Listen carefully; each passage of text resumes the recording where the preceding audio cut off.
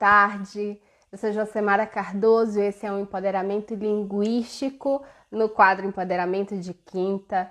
Hoje nós vamos falar com Pedro Libânio, um pesquisador que vem produzindo aí faz um tempo pesquisas muito interessantes e importantes sobre questões de memória.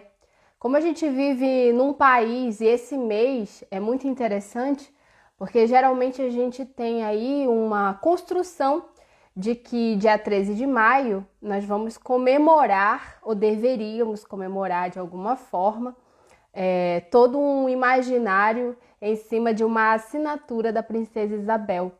Construir a história oficial não é do dia para a noite. Então é sempre bom que a gente olhe para esses documentos, essa história tradicional que nos é ensinada por diferentes meios e perguntar o que sustenta, quem foi que produziu aquele documento, quem foi que contou aquela história, né? E o que foi apagado, silenciado, excluído, exterminado desses documentos oficiais que deixam de fora outras histórias. Então a gente vai falar um pouco sobre essas questões. Eu te convido a vir participar da nossa conversa, compartilhe essa live com mais pessoas. Você que está entrando, a Marluz Artes entrou, seja bem-vinda. O Pedro já está por aqui, daqui a pouco eu mando para mais pessoas. Também te convido a participar do projeto Empoderamento Linguístico, seguindo, compartilhando, comentando, indicando pessoas, pesquisadores ou jovens ativistas ou pessoas que vêm aí utilizando a linguagem como instrumento de resistência, como instrumento de luta. Bom, eu vou agora, chamar e mandar um pouco essa live para as pessoas, que seguem aqui o empoderamento, para que a gente possa começar aí a falar com o Pedro. Bom, Pedro, venha para cá. Um momentinho, vamos lá. Aê, aceitou. Eu estou vendo uma girafa. Oi, Aê, agora sim, agora sou eu. estou conseguindo ver você. Tá conseguindo ver? Sim, sim. Deixa eu Pronto, enviar aqui, as pessoas vão começando a entrar.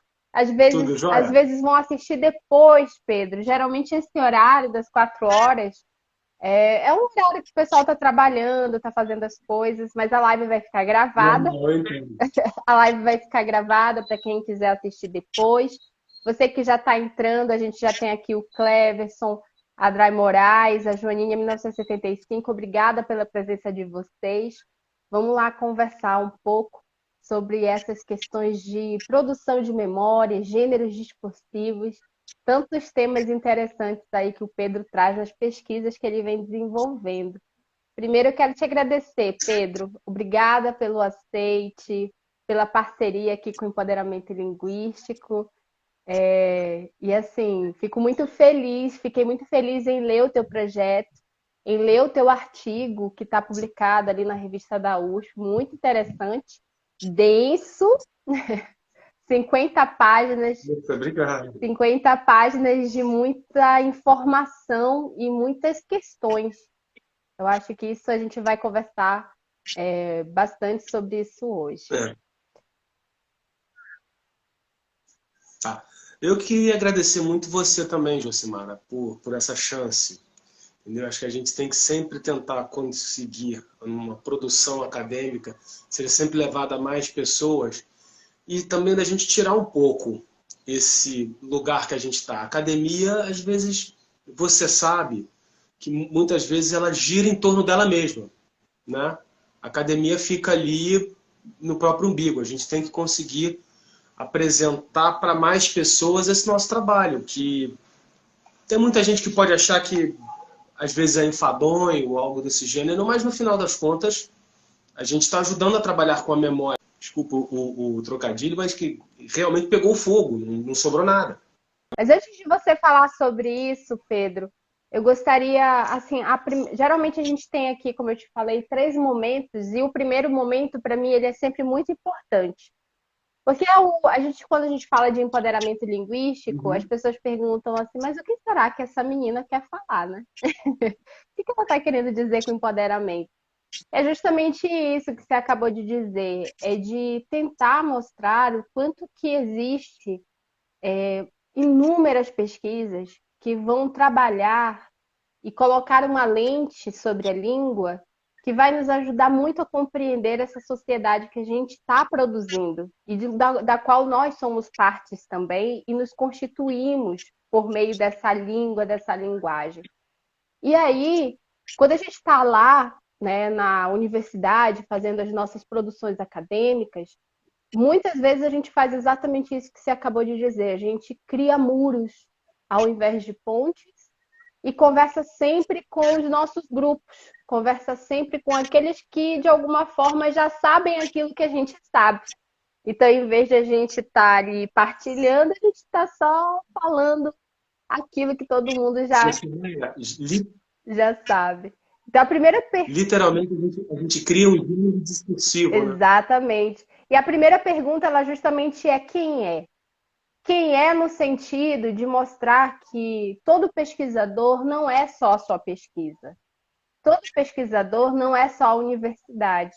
E que ele é tão gente como qualquer outra pessoa. Então, hoje, fala pra gente, Pedro, quem é o Pedro Libânio?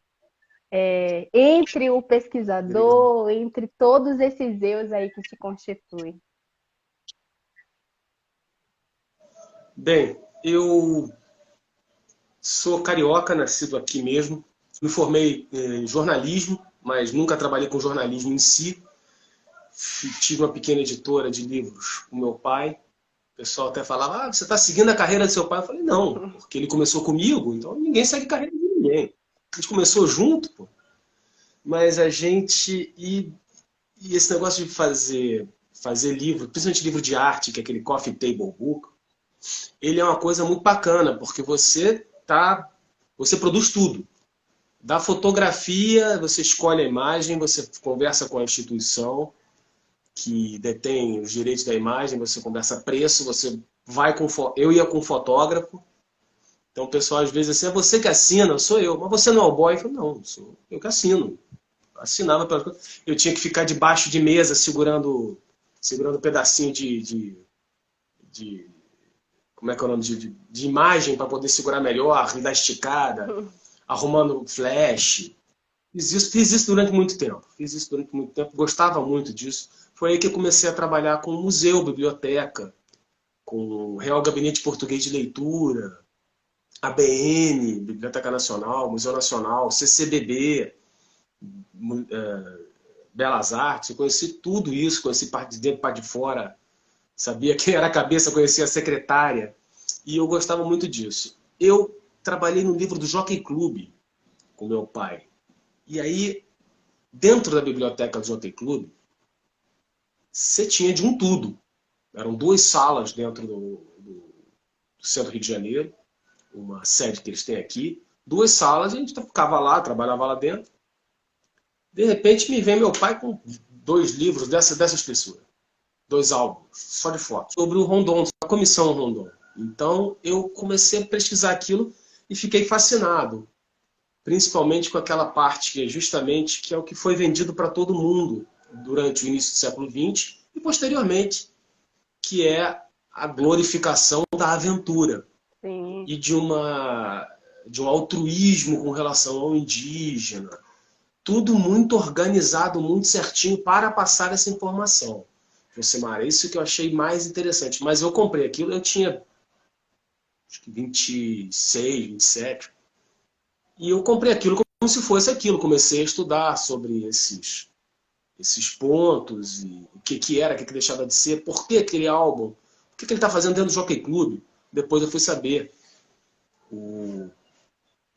O ministro das Relações Exteriores, que era o Lauro Miller, nome de rua aqui no Rio de Janeiro, ele falava assim, vocês têm que publicar isso, porque a publicização leva ao conhecimento. Se ficar no arquivo é esquecido. E a gente que trabalha com essa relação de memória sabe. Se você não fizer circular, aquilo entra Outra num história lugar contada, que né? Se essa história não a vem, história pode ser contada. outra história fica contada em cima, sim. Vamos pensar, muito do que está acontecendo hoje com a história afrodescendente, com a história indígena, é um empoderamento e quando aquele que é parte dessa história ganha voz, né? É você poder, principalmente para a questão indígena, a partir de 1988, o indígena ganhou voz, ele não é mais tutelado. A tutela é uma relação muito antiga. Eu ainda tenho amigos meus que acham, mas a tutela, a tutela não existe mais, cara. Você tem que explicar várias vezes. É meio complicado, mas, bem. E eu trabalhei muito com livro, com isso também em livrarias, vendendo livro. De época de dureza você faz qualquer coisa. Né? E eu fui. Bem, uma amiga minha me ofereceu, falou assim: cara, já pensou em fazer um mestrado sobre esse assunto? Vai lá na Unirio, dá uma olhada, vê aí. Pá, pá, pá. E se olhar, eu falei: pô, mas eu sou do jornalismo, esse povo aí é diferente de mim. Ela falou: não, vai ali, que você vai bem. Eu conheci o José Bessa, que foi meu orientador no mestrado e no doutorado, que teve Professor paciência José comigo. Bessa Ele Freire, teve. né? Então, assim, ele mesmo. Ele teve paciência comigo, porque eu demorei 3 anos para entrar no mestrado.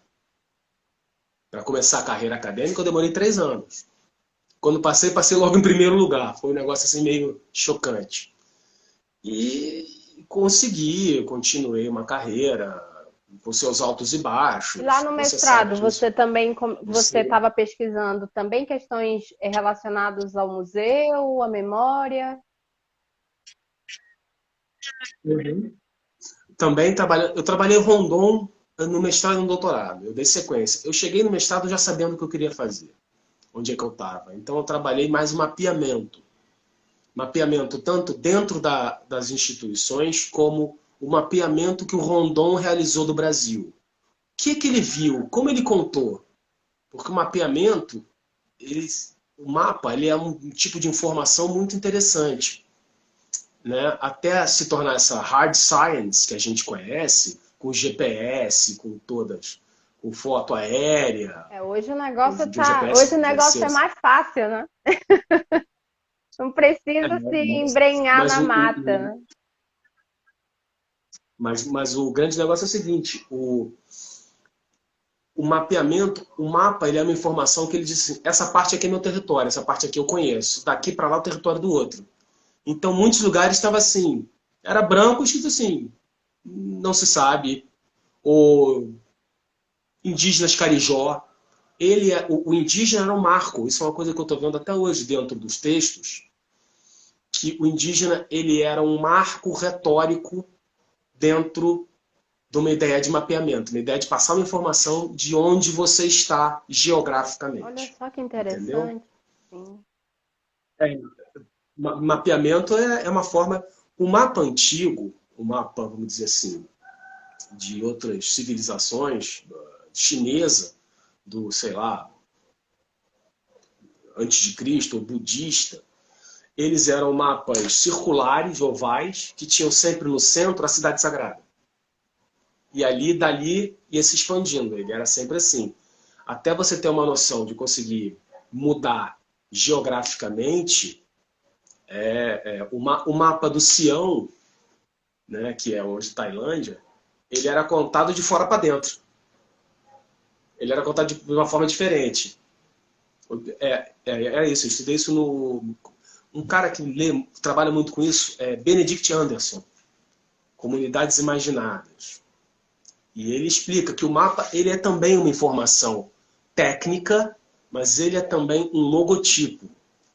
Ele te dá aquela luz, ele te dá aquele formato que te explica alguma coisa. Ele cria uma união entre pessoas. Que é justamente o que ele fala, a comunidade imaginada é essa. Ela é uma união fraternal que ninguém explica por quê.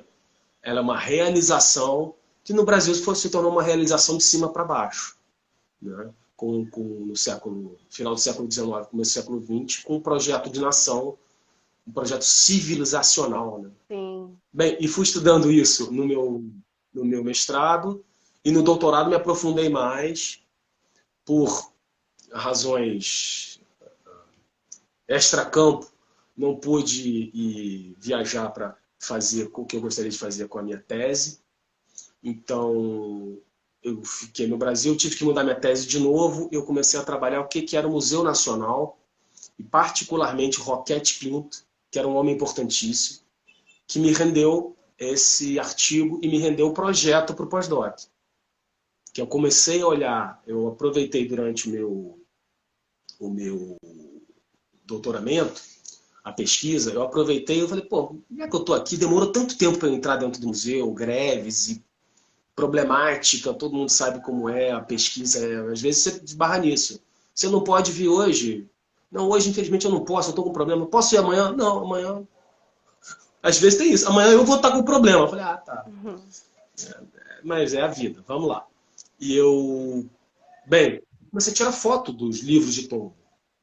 O livro de tombo ele é um inventário das peças que entram no museu. Estou aqui começando a contar essa minha, Isso, essa vai minha explicando pra gente aventura todas aí dentro do... essas nomenclaturas que às vezes, assim, parece tão óbvias pra gente que estuda, mas não é tão É, óbvio para para quem mim que não é estou da dentro área. disso aqui. O que é o tombo? Vamos lá, vamos começar então a entrar nessa pesquisa mais legal mesmo. O Roquete Pinto ele foi o primeiro dentro, ele era diretor do setor de etnografia e etnologia, que era chamada quarta seção. Ele era o diretor e ele pensou comigo, eu vou fazer um livro que vai ser a reunião de todos os catálogos. Esse livro tem 24 volumes. Tinha. Que antes dele, o que havia? Havia um livro de portaria, ou seja, um cara recebia, que era chamada portaria, recebia o material, dava entrada e destinava conforme achasse melhor. Lá para arqueologia ou para ictiologia, zoologia, etnografia, né, antropologia, e o Roquete Pinto falou, todas as coleções aqui são diferentes uma da outra, ou seja, todas as coleções têm catálogos distintos. Eu vou fazer um catálogo só para todas, dentro da minha seção. Que foi a melhor coisa que ele fez. Numerou e vamos embora. Né? Depois você tem as reuniões. E esse livro de tombo ele é escrito de uma determinada forma.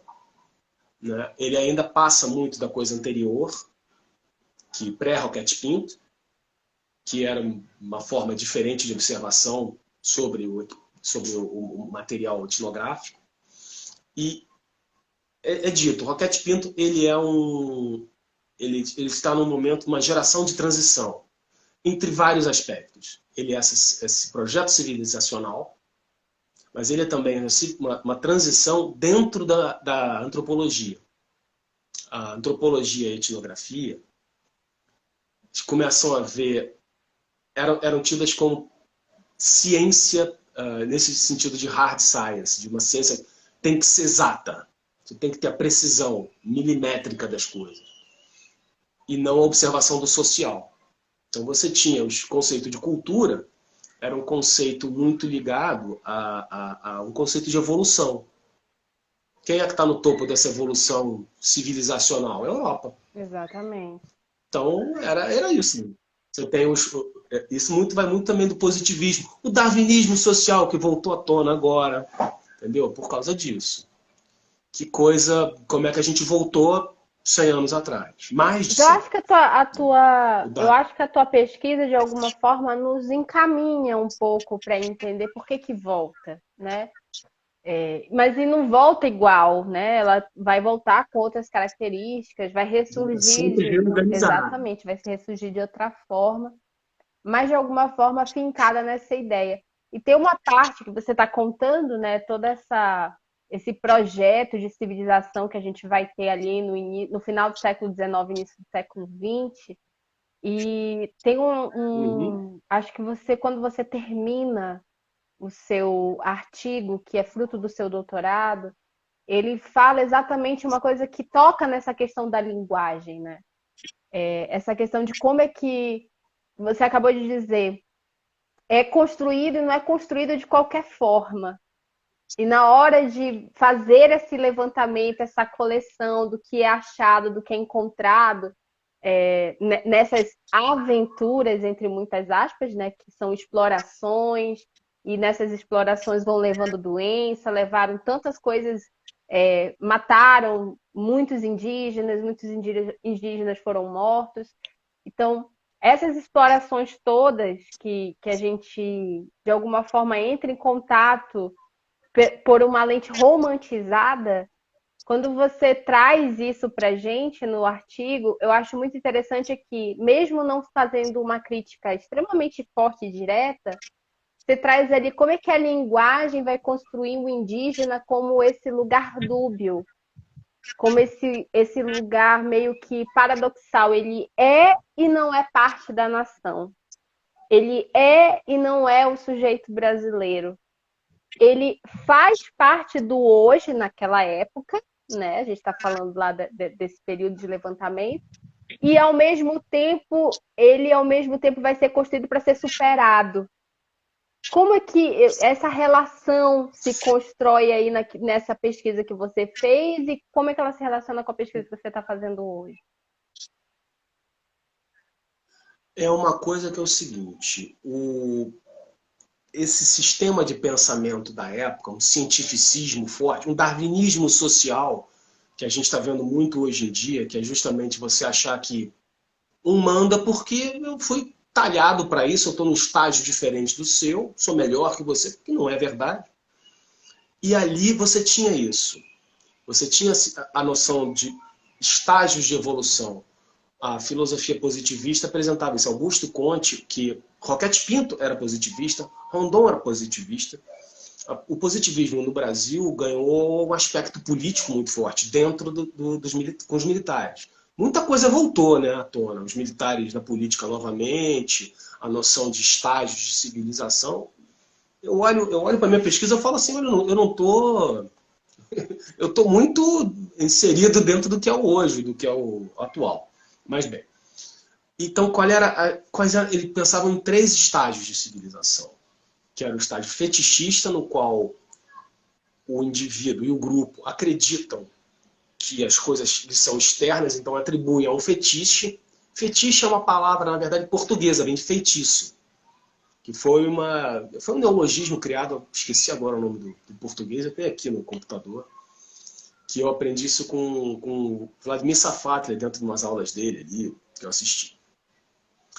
E explica que você jogando no feitiço, jogando naquele objeto explica o seu mundo. O segundo passo é o metafísico, no qual ele acredita que as explicações do mundo estão no ambiente, nas relações dele com as coisas, com o vento, com o sol.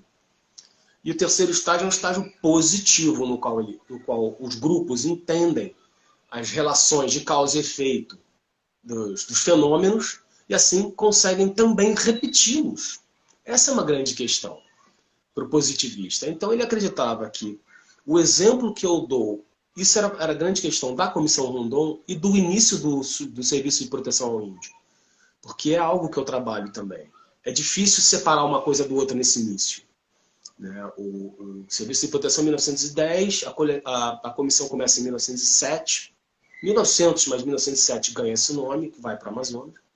Então você tem esse problema de ter que apresentar essa diferença entre a comissão Rondon e o Serviço de Proteção ao Índio, que não tecnicamente, no contato com o indígena, no interior, no sertão, era praticamente a mesma coisa. Naquele lugar, ali onde é hoje Rondônia, era exatamente a mesma coisa. Mas bem, o que acontece? Vamos começar a falar sobre as descrições dentro desse livro de tombo, desse inventário, desse catálogo. Essas descrições são muito sucintas e rápidas. Então elas vão mudando de lugar para lugar.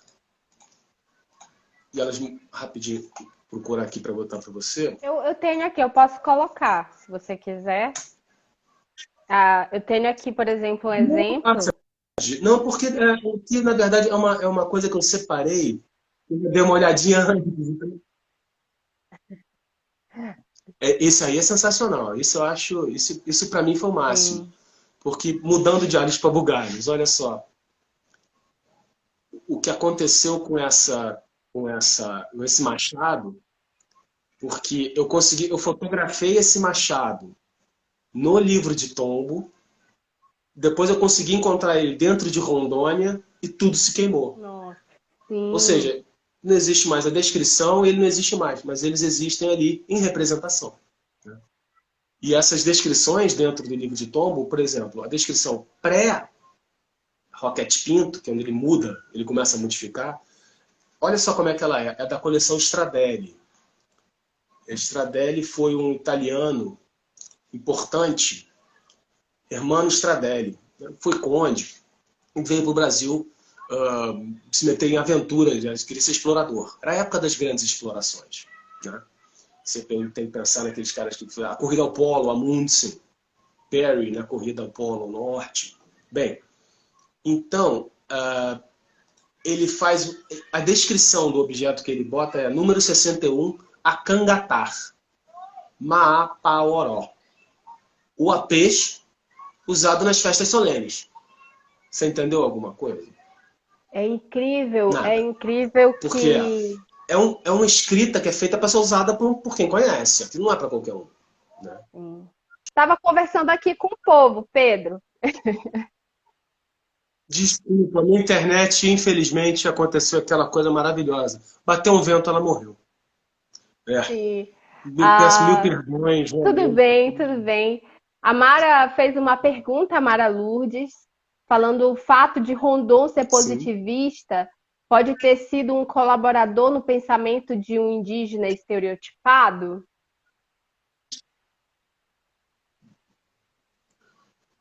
Pode. Pode sim. Pode. O Rondon, ele acreditava realmente na ideia da evolução. E no altruísmo. A grande questão, uma questão interessante, pensando no positivismo. Vamos lá.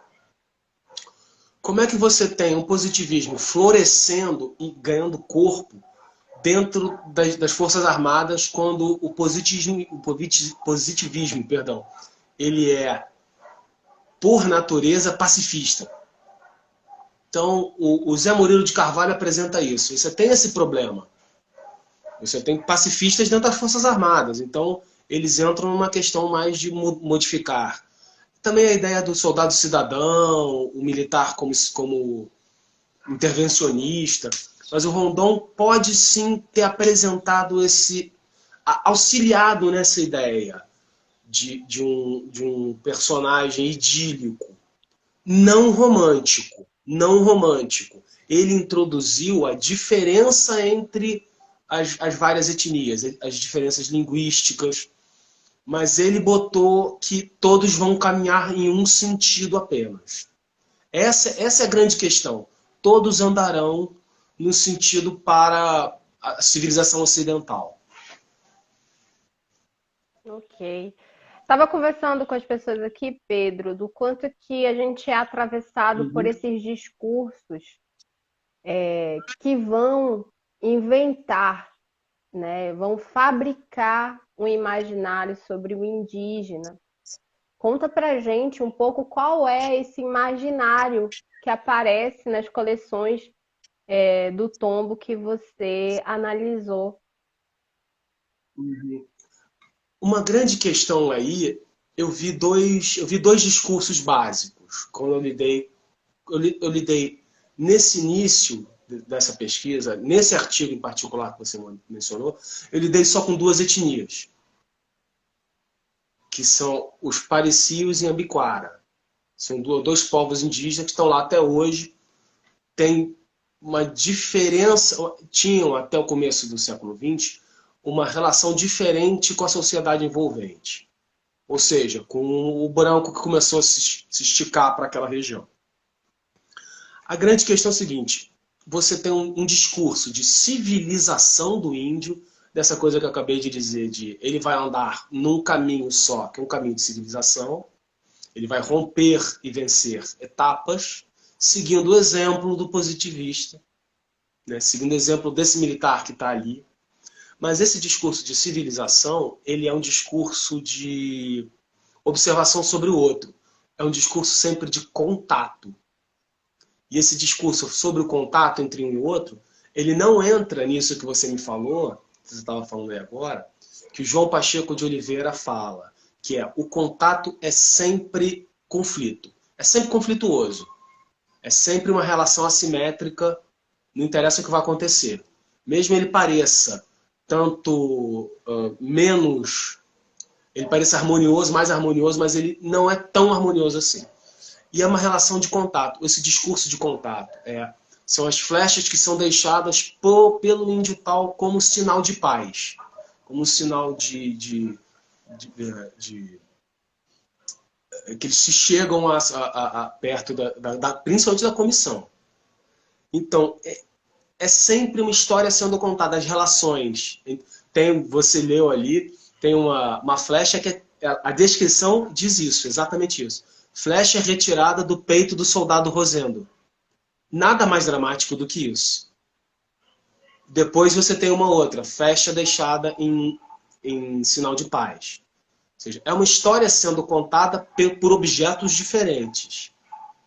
Mas é sempre uma relação ao objeto. É o que eu digo, o objeto ali ele é palco e personagem ao mesmo tempo. Né? Ele não é só pano de fundo. Né?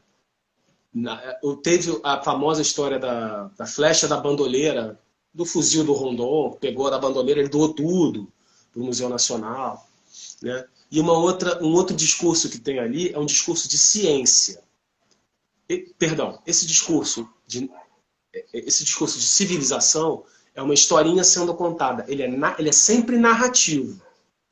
Então, ele é um encadeamento de situações com relações entre dois, pode ser conflituosa ou não, né? Dentro desse livro de tomo, dentro desse catálogo, através dos objetos. Cada objeto vai te contar um pedacinho da história.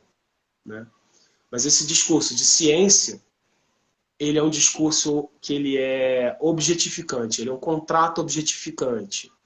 Ele quer passar o máximo de clareza e impessoalidade. Né? Então, tem ali flecha, diversos tipos de flecha com diversos tipos de ponta são explicados. O machado, né? Aquela história do machado encabado com breu. Depois o breu é separado do machado e é catalogado o breu sozinho. Então esse breu leva todos os tipos de nome possíveis que ele pode ter. E qual é a matéria-prima, para que ele serve. Então, tudo ali eu vou contar o outro na minúcia. Essa é a grande questão desses dois discursos que eu vi. Que é contar o outro na minúcia e é uma relação, não é uma relação de embate, mas é sempre uma relação de contato que é conflituosa. E é conflituosa mesmo naquilo que não se diz. Por exemplo, você falou a primeira lá, flecha encontrada no peito do soldado tal. Não falou muita coisa, mas falou tudo. Houve ali uma relação de conflito, de embate, de exploração e proteção de um território, enquanto um explorava, o outro estava protegendo seu território. Então se diz muito mesmo não dizendo nada. Entretanto, é isso que você diz. Por que não fala da forma como a gente acabou de dizendo agora, descrevendo, né?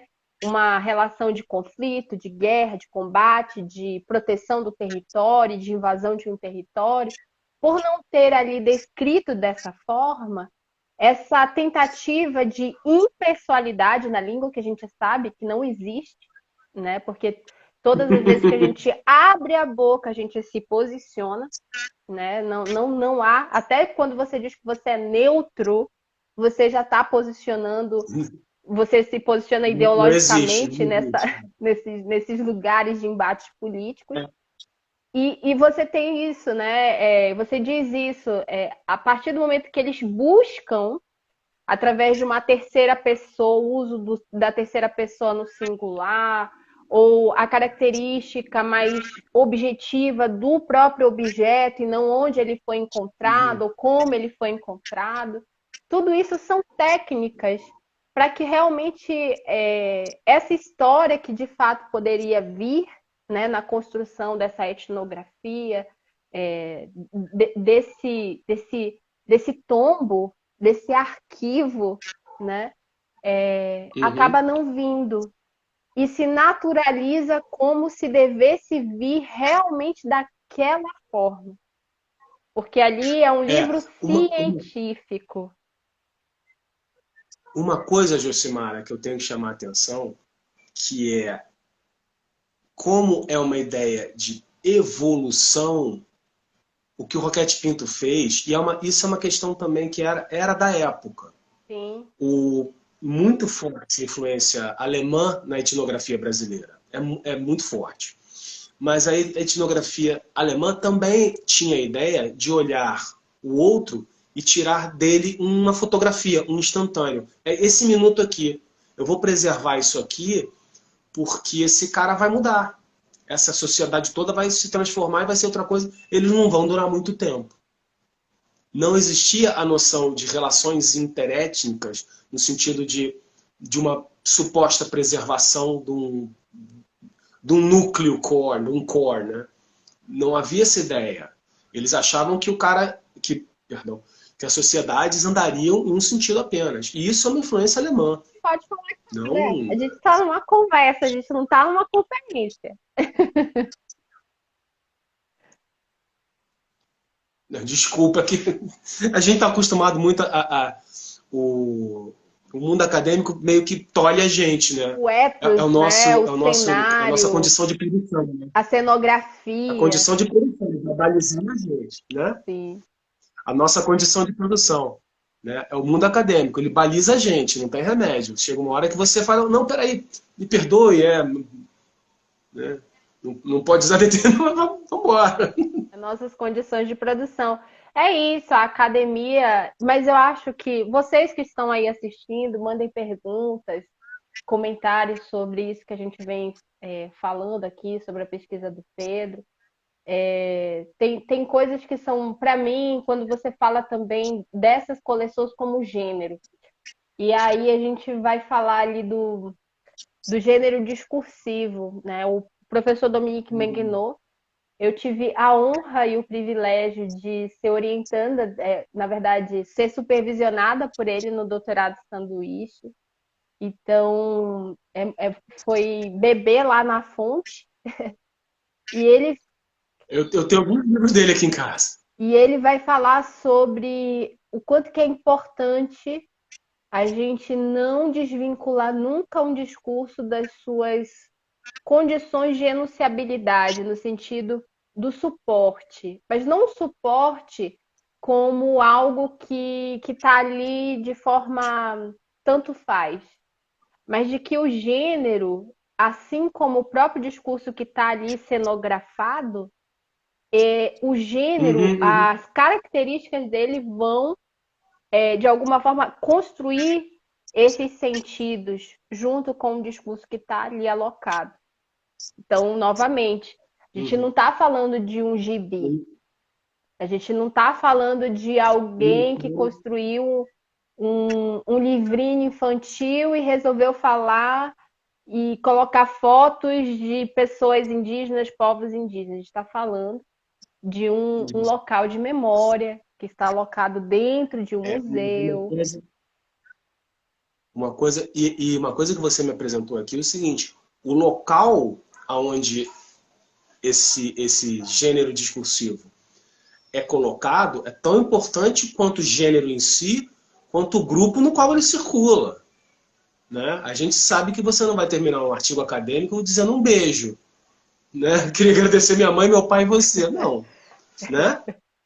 Você não pode. Você tem os pares ali, você tem uma coisa que é um lugar que você vai começar de uma E essa é a grande questão do gênero discursivo. É uma sistematização de troca de informação.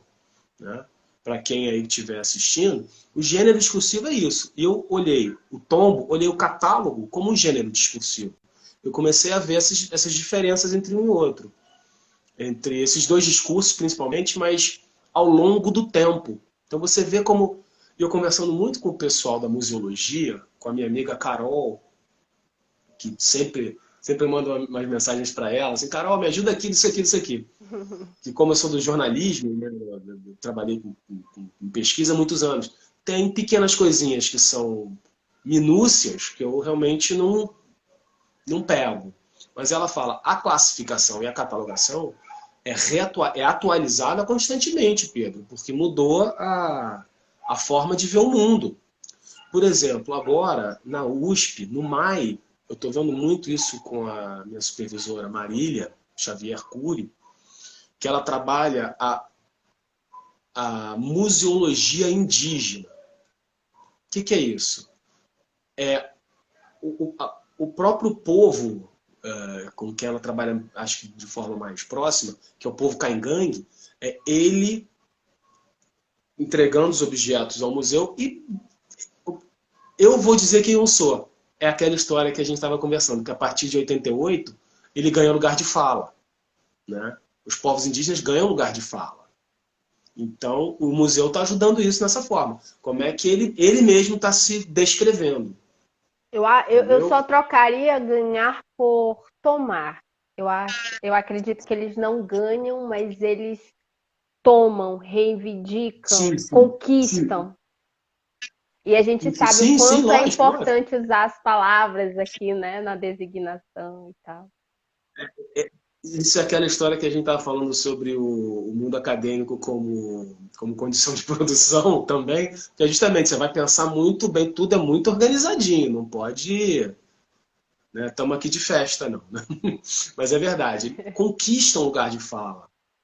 E uma coisa que eu até acho importante, como a gente começou a conversar, para fazer essa pequena live, é o seguinte, acho que seria interessante as pessoas verem Daira Tucano e Tucumã Cuicuro, que são dois artistas. A primeira é artista plástica, uma muralista, que trabalha hoje em São Paulo muito fortemente, e o segundo é cineasta, que eu acho que Daira ele começou com um vídeo nas agulhas. Daira Tucano. Tucano. É isso mesmo, Já Daira Tucano. achei. Deixa eu ver novamente. Sim. É sensacional o trabalho dela. Ah, ok. Takumo Cuicuro. Tacumanco e Curo. Esse é também muito interessante, porque justamente é um lugar de fala, é aquela história, eu vou contar a minha história. Eu trabalho, hoje em dia, Josimara, com a observação do branco, um personagem estatal sobre o outro. Tudo isso que eu estou falando é observação, por isso que eu brinco assim, eu não faço etnografia indígena, eu faço etnografia dentro da comissão. Eu observo o observador. Nossa, Né? A gente tem que sempre pensar isso. sobre isso. O Exatamente. trabalho que eu faço eu estou observando por que ele disse isso sobre um terceiro. A objetificação, que é muito comum no museu, é um trabalho que você tem que tomar cuidado. A coleção, partindo agora para um lado mais museológico da coisa, a coleção é contar uma história com objetos. Né? É você, como diria o grande Pomian, é você tirar de um valor de troca, né? Uma caneta custa o quê? 10 centavos, R$ 1, e colocar ela no valor de representação de uma ideia de caneta. De uma ideia de que o outro observa sobre essa caneta. Né? E o Walter Benjamin falou uma coisa muito interessante. Né? Você conta uma história com os objetos. E se você mandar eles de lugar, a história muda também. Voltamos a. Se você está chegando agora, curte esse vídeo, compartilha com os teus amigos, comenta naquilo que você achar interessante. Esse é o empoderamento linguístico, sempre trazendo uma discussão relacionada à língua, sociedade, nos mais diferentes espaços.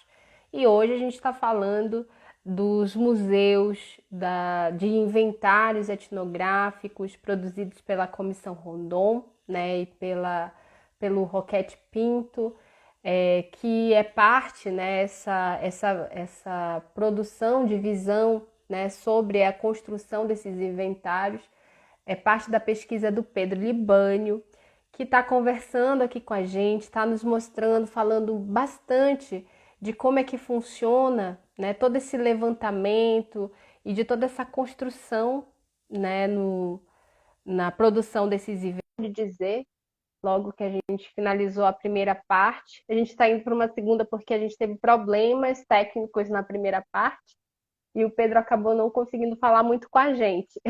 Está voltando agora para que a gente consiga aí terminar a nossa Pronto. conversa. Eu sempre tenho medo quando inicia aqui assim a imagem, que aparece a câmera frontal, né? Não a câmera que vai fazer selfie. Eu sempre tenho medo que o meu cachorro esteja ali olhando a gente assim. Vamos fazer Que parte ele da é. live. Pode Você vê? continuar, pode continuar. Tá. Mas é a grande história da coleção que a gente estava falando, não era isso? Sim, você estava Era, dizendo como. coleção. Sim, É, vamos pensar então o seguinte: a história muda conforme eu mudo a ordem dos objetos, a relação entre eles. Essa foi a grande sacada. Então, as histórias ali são contadas de uma determinada forma porque elas têm um intuito. Eu posso depois, não é apenas uma junção do monte de objeto colocado numa sala de exposição ou anotados de uma determinada forma, né? Tem uma intenção. E é aí que mora o risco da objetificação. A grande coisa que a gente tem que ver, e justamente agora também, fazendo o link com a museologia indígena, é como você observar o outro com os olhos dele mesmo, né? Vai ser sempre esse problema. É uma relação de contato, é uma relação razoavelmente conflituosa, né? sim. E nessa nova jornada aí do pós-doutorado, Pedro, o que que você tem, além de ter observado justamente que a gente começa a mudar esse cenário quando você mesmo diz, né? Você tem o Tucumã Cuicuro, você tem a artista plástica indígena e vários hoje. Eu acho que talvez pela Uhum. primeira vez a gente também viu, acho que esse ano, passar em rede nacional, né, aberta, em TV aberta, um documentário produzido por indígenas para quebrar com o imaginário, para romper com o imaginário da ideia de que o Brasil tem 500 anos ou que o Dia do Indígena é um dia estereotipado, 19 numa de memória abril. e tal. Então, a gente tem mudado esse cenário justamente com a presença desses novos sujeitos epistêmicos, né? Esses sujeitos aí que vêm produzindo é, pesquisas sobre suas existências, né? Então, acho Uhum. muito interessante que isso vem surgindo e conta pra gente, assim, além daquilo que você já falou, de alguma forma como isso tem atravessado aí a forma como você está olhando essa outra produção produzida por não Uhum. indígenas, né? É. Eu acho uma coisa, olha, eu depois, foi no meio da minha tese, que eu comecei a olhar para o museu com esse olhar um pouco mais de linguística, né? Eu achei sensacional, eu realmente fiquei assim, cara, que é isso? Que lugar é a linguística, né? Naquela história que você falou, não se pode usar qualquer palavra impunemente. Então, eu comecei a entender o que é o já dito, né? A relação do interdiscurso, a relação de memória.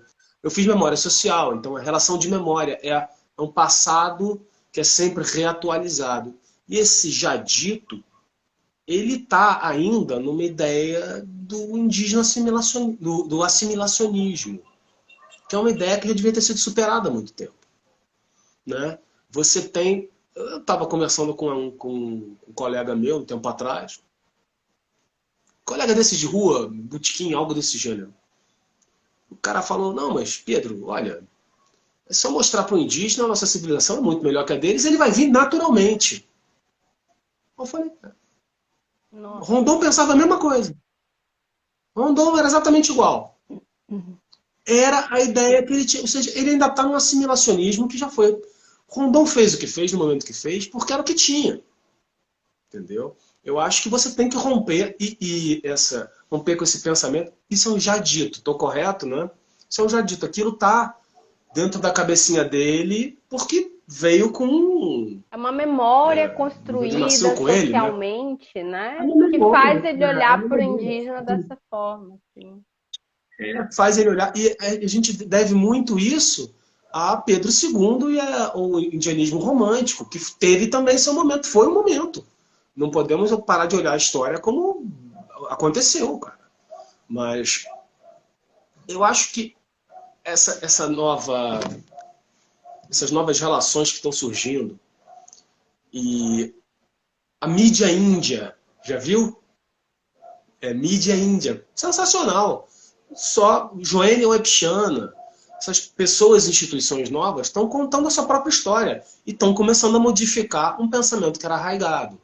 Samela E o já Sabere dito, ele é um Maué, pensamento tem, arraigado. tem vários, Márcia Cambeba. Márcia Cambeba, inclusive, vai estar fazendo doutorado ali na UFPA com a professora Ivânia, também na área de linguística, na área de análise do discurso. Uma, Que bom, que legal, que legal. sim. A gente Análise tem. do discurso. Sim, pode falar. Não, eu fiquei apaixonado por análise do discurso, né? Depois que eu comecei a estudar isso, assim, eu lembro que na universidade me deram muita coisa sobre, como é que é o nome? Paul, atos de fala. Então o ato de fala é muito mais realmente a enunciação, né? Aquela coisa Você está do falando. momentâneo. Sim. Esqueci o São nome do autor. diferentes discursividades, mas assim, acho São que diferentes. sim, acho que o que você traz para gente é fazer refletir.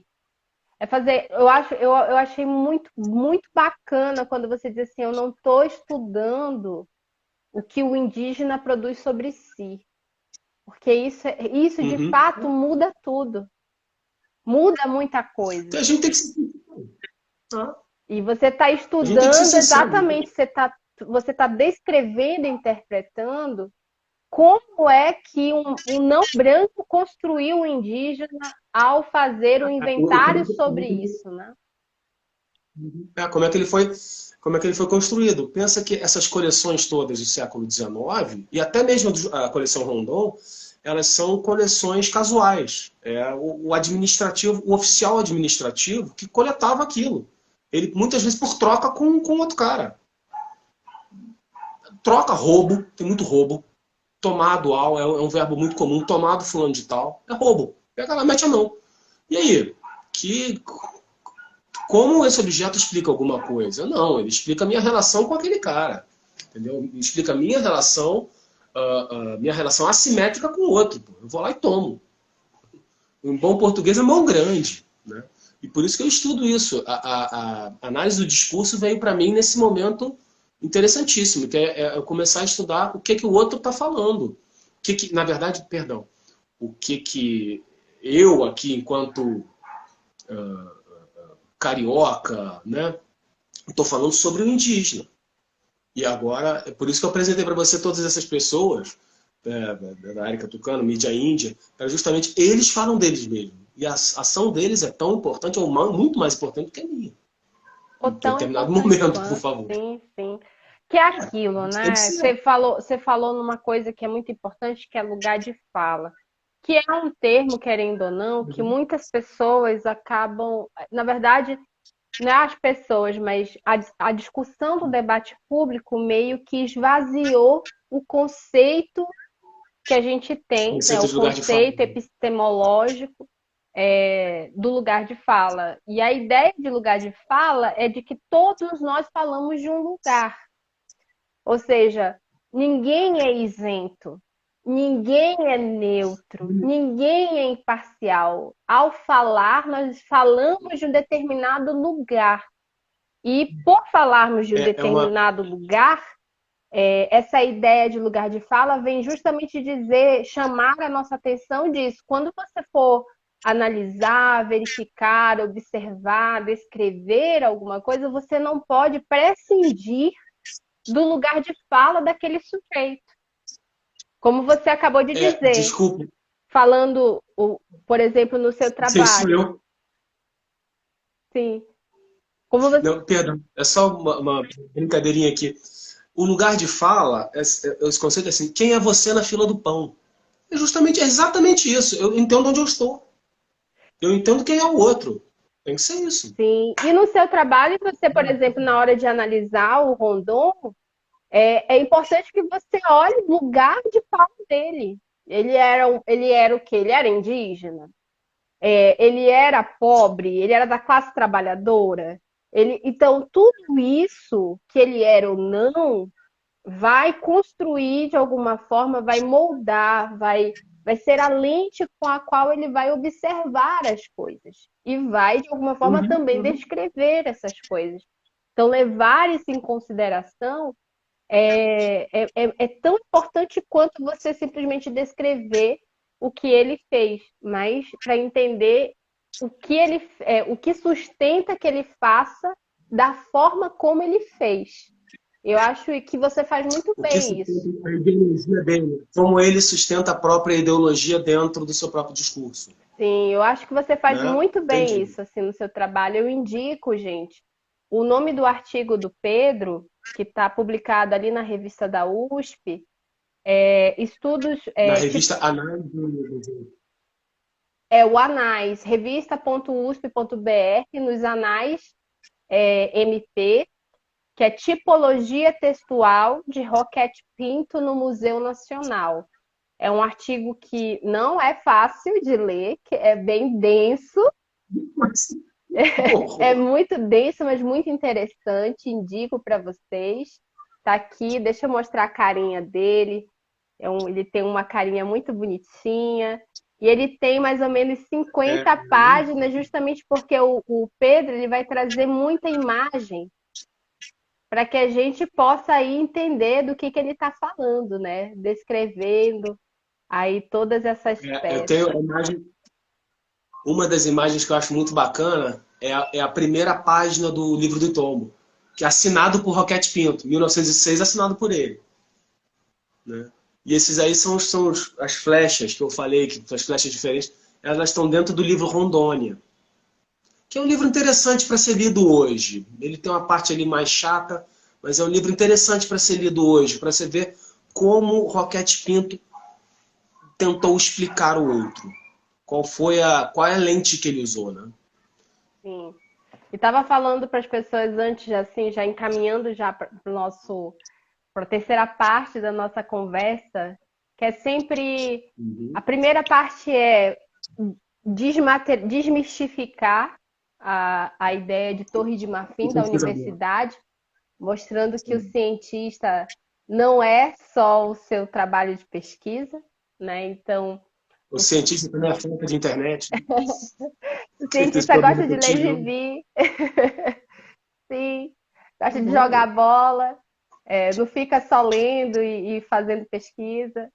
E pode errar também. A gente está aí no processo, a gente é um processo, né?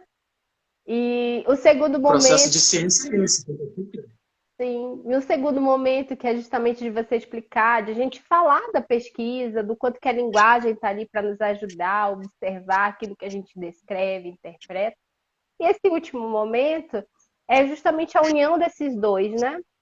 Mas trazendo para a nossa realidade, né? Como é que toda essa pesquisa ela pode nos ajudar a compreender essa sociedade que a gente está vivendo. E eu estava conversando com as pessoas, que na hora que você não estava conseguindo entrar, do quanto que todo esse discurso se atualiza hoje, quando a gente vê o que está acontecendo com o povo Yanomami, com o povo É Caigangue, nesse com mesmo. todos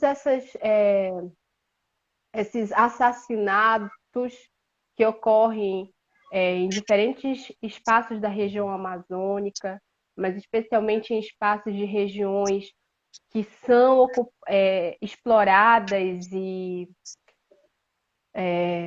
não gosto de falar ocupada porque São tira o áreas de peso, né? conflito. São invadidos pelos Não, garimpeiros. são a terra indígena Yanomami, ela foi otorgada acho que em 92, se não me engano. Ou seja, é terra indígena há muitos anos. Então a gente tem que pensar assim, o invasor ali é o garimpeiro, sim. Entendeu? Temos que dar nome aos bois, como se diz. Está coberta de razão. Sim. E o quanto e trazer isso, né, para o nosso momento histórico. E falar, por exemplo, ao ler a pesquisa do Pedro, vocês vão observar que muito do que está ali no final do século XVIII, início do século XIX, vai estar presente no discurso do nosso presidente, do nosso não, né? Dos presidentes seus, Não, não, não. do presidente da República. Isso vai ser ativado agora o presidente da FUNAI, que é um instituto de alguma forma que por muito tempo, né, agiu como esse lugar da tutela dos povos indígenas, como você bem disse, né? Eu acho que você traz um autor muito interessante também que eu li, que deixa eu lembrar o nome dele, eu sei que é Lima, a gente sempre acaba decorando, gente, o último nome. Antônio Carlos de Sobrevivência. Isso, Antônio Carlos. esse Ele é mesmo, o muito Antônio importante. Carlos. A gente sempre acaba decorando o último nome. É a Cardoso, é o Confundo Lima, né? Isso aí. Segundo Lima, 2000 Segundo Lima, 1995. Eu posso te dizer um negócio? O Bessa, ele é muito conhecido como Bessa, mas todo o livro dele é assinado Freire. Aí volta nesse. Eu também, as minhas. Vamos dizer assim, todo mundo conhece como Pedro Libânio. Mas se você for ver as minhas descrições, é Pedro Carvalho. É Pedro Porra, é para Carvalho. enganar o povo. Ah, Sim, mas é para enganar o povo, deixa ele mais atento. sim. E o Antônio Carlos, ele vai fazer uma tese, gente, que virou livro maravilhosa, que é justamente sobre o poder tutelar. E ele vai lá O grande. mostrar justamente como isso foi um projeto de poder para a exploração da Amazônia. Foi para a exploração daquela região que, infelizmente, teve como uma das pessoas que vai sustentar e ajudar a docilizar aquela região. E quando a gente fala o que é docilizar uma região, é fazer com que as pessoas entendam que aquilo acontece porque precisa acontecer, a exploração precisa acontecer, a invasão precisa acontecer, aquela região É, precisa ser explorada.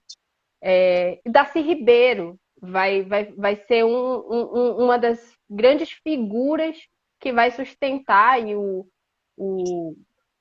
Antônio Carlos Lima vai, de alguma forma, falar e vai fazer uma crítica sobre Darcy Ribeiro, né, sobre o quanto que ele foi, de alguma forma, responsável por... Hoje seria o que o Instagram faz, as redes sociais faz, né, que é dar visibilidade a essa docilização dos corpos, né? criar, repercutir o discurso. Eu vi Repercutir. uma vez uma coisa muito interessante. O discurso ele não é por sua tese em si, ele é pela sua reverberação. Não é? O discurso ele não é por uma tese em si, se a tese é boa ou ruim.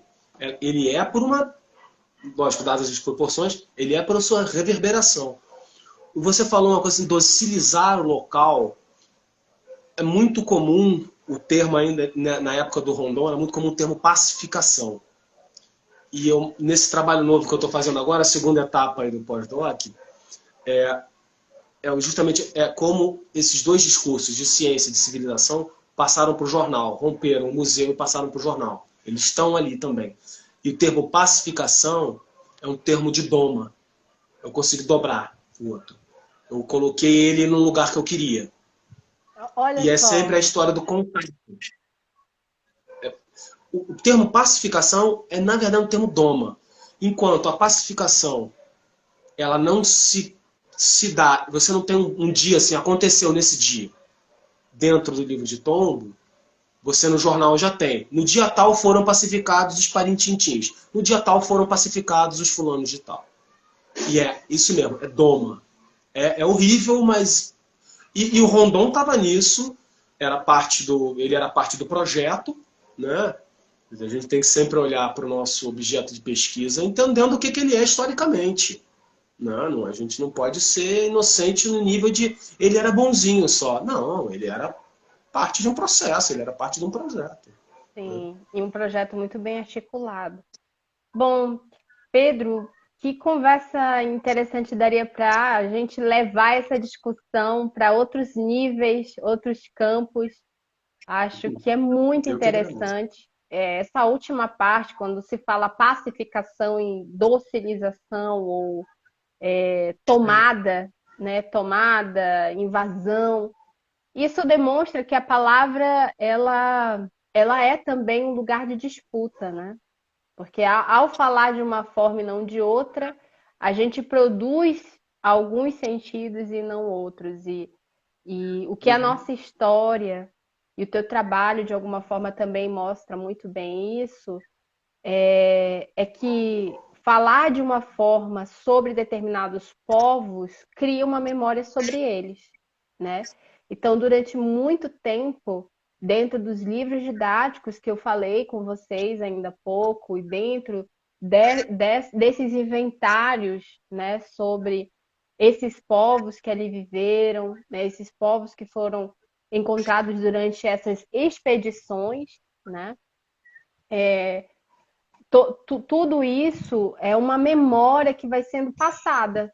E é uma memória contada por uma lente muito específica, que vai olhar para esses Uhum. povos justamente como o Pedro está falando para a gente, pelo olhar da assimilação, pelo olhar do exótico, pelo olhar do que é selvageria, que é selvagem, que precisa ser civilizado. E não é à toa que hoje, ainda hoje, a gente tem como muito comum em determinados sujeitos, né, produtores de discurso, falando que é indígena, mas usa o iPhone, como se, ao ser indígena, É.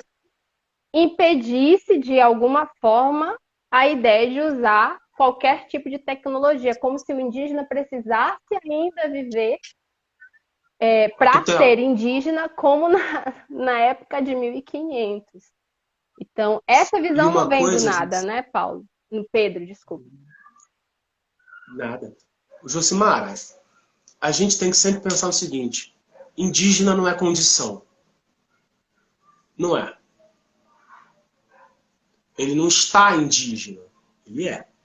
Condição é uma coisa, o ser é outra. A diferença de ser estar, vamos lá. Né? E você tem que explicar isso bem explicado. Uma vez eu vi um cara também falando, tem que dar CPF para todo mundo, vira todo mundo brasileiro. Eu falei, ué, ele não tem CPF não? CPF ele tem título. Né? Ele não é brasileiro? Qual foi? Não entendi. Ainda é também, eu vejo muito no trabalho rondoniano, há uma diferença do índio e do brasileiro. Sim, Isso está aí até hoje. Está aí até hoje, infelizmente. E era a questão da pacificação era a questão, vamos transformá-lo em brasileiro. Era a questão da evolução. E, infelizmente, é isso. A gente tem que lidar com esses jaditos. Mas eu vou voltar mais uma vez àquele ponto. Vamos mostrar que os artistas e as mentes pensantes indígenas falam por si só e não tem todo o direito, toda a capacidade, né, de ser o que é e mostrar o que produz. A gente tem que sim. sempre pensar nisso. O indígena não é condição e por isso ele pode falar dele mesmo. Deve, Pedro. É um ser e como qualquer ser é constituído pela sociedade em que ele está imerso. Então, a nossa Uhum. sociedade não é algo que alguém simplesmente possa se privar e dizer assim, não quero, né? Então, isso que você traz é muito interessante. Novamente, a gente podia conversar a noite toda sobre isso. Eu adoro, eu gosto muito. A minha tese também, só que com uma outra perspectiva sobre outros objetos, também falou muito sobre essa questão indígena, do apagamento, da exclusão, do silenciamento dos indígenas dentro da Uhum. produção de livros didáticos de português para estrangeiro, e novamente a gente cai aqui na ideia de quem é o sujeito da nação, quem são os sujeitos da nação. E na pesquisa que a gente fez, Pedro, cerca de 83% nos livros de 1998 a 2005 que a gente catalogou, que foi cerca de quase 10 livros produzidos em diferentes regiões da América Latina. Nesse período de 1998 a 2005, Uhum. o indígena ele não aparece. E quando aparece é sempre pelo viés do imaginário, do exótico e do selvagem, né? Ele é aquele que é falado ou aquele que ainda vive num ambiente de selvageria, como se ao viver na aldeia automaticamente dissesse que ele não era civilizado. Então a gente tem isso. A gente tem que explicar. A gente tem isso ainda hoje, a gente tem isso muito marcado e é preciso que a gente aprenda, leia, que a gente rompa com esse tipo de imaginário e que a gente perceba o quanto que isso reverbera na forma como a gente se comunica, né? Na hora de falar sobre qualquer sujeito, não só questões indígenas, mas questões de gênero, de questões sociais, questões econômicas, relação à classe. Todas as vezes que a gente produz uma comunicação, a gente tem que ter esse cuidado de não acabar reverberando, ecoando discursos colonizados, discursos colonialistas, discursos que racializam, inferiorizam, excluem, silenciam pessoas. Você está coberta de razão. É necessário a gente mudar essa nossa observação. O já dito é passível de ser mudado, mas é um trabalho intelectual muito forte, porque a gente tem que o tempo inteiro pensar como a gente fala, como a gente recria o mundo com base no que a gente tem. Então vamos parar de ter esse pequeno pedaço. Às vezes passa. É difícil, é bem complexo. Eu tento aqui todo dia, mas difícil. O Bessa tenta também muito, né? Ele que ele, a Marília, a professora Regina Abreu, tem na academia gente muito importante lidando com esse tema e mostrando que é necessário a gente, não vou dizer mais aquilo da voz, não, mas deixar que essas vozes ecoem, que são as vozes indígenas, as vozes negras. Nos Né? colocar à escuta, né? Acho que se colocar à Uhum. escuta do outro é muito importante. E eu amei me colocar à escuta da tua fala, da tua pesquisa, da tua vivência. Parabéns pelo trabalho que você vem desenvolvendo. Espero que Eu que agradeço. a gente possa conversar muito mais em outros momentos, em outros lugares. Obrigada a todo mundo que está aí assistindo até agora. Quem entrou agora, a live vai ficar gravada, vai estar parte 1 e parte 2, né? Eu não sei, geralmente quando são duas partes, às vezes eu não consigo colocar direto no Instagram, mas se eu não conseguir, eu aviso ali no perfil e vai estar no nosso canal no YouTube, que está com o link na bio aqui do canal do perfil Empoderamento Linguístico, tá bom, gente? É só acessar lá a bio que você tem o link do canal do YouTube, onde todas as lives estão presentes para que a gente não perca, né? Vai que um dia hackeia o empoderamento, as lives ficam guardadinhas em outro lugar. Obrigada, Pedro. Obrigado mesmo pela sua fala e por todo esse conhecimento partilhado que você deu para gente. Eu que agradeço muito você por ter me dado esse local para poder falar sobre o meu trabalho, que você sabe, né? A academia é um ambiente complexo, em vários aspectos, você sabe bem disso. Então, às vezes, a gente tem que fazer reverberar o nosso som de alguma forma, ajudando os amigos, ajudando um ao outro, tendo lugares como o seu, que é realmente muito bom. Ajuda muito as outras pessoas poderem entender o que é o meu trabalho, o que é o seu trabalho, o que é o trabalho de alguém que como me disseram uma vez, porra, tua vaga tu não faz nada. Então, tá bom. Eu já escutei isso, Realmente, vagabundo, realmente você não faz nada. Você faz muita não coisa. faço nada. Entendeu? Eu tive que ouvir isso. Agora, você me desculpa, eu tô puxando a sardinha para minha brasa. Tive que ouvir isso algumas vezes, principalmente nesses últimos 4 anos. Então, eu queria muito agradecer você também sobre isso, tá? Por me dar essa chance aqui, a gente poder compartilhar esse conhecimento todo. Obrigada, obrigada mesmo. Um abraço bem forte. Obrigada a todo mundo que Você está por também. aqui, Celso. Ó, o Gabriel. Gabriel, você tem que vir por aqui. Gabriel Nascimento, que tem um livro maravilhoso. Mara Lourdes. A gente tem o José Antônio, Larissa, Alexandre, Belisa Moraes, Adriana Moraes. Obrigada pela escuta de vocês. Obrigado, você. Compartilhem, curtam, sigam aí o Pedro, sigam o Empoderamento Linguístico, tem muito conteúdo bacana por lá. E um excelente final de semana para vocês, um bom final de sábado por aí. Tchau, pessoal. Tchau!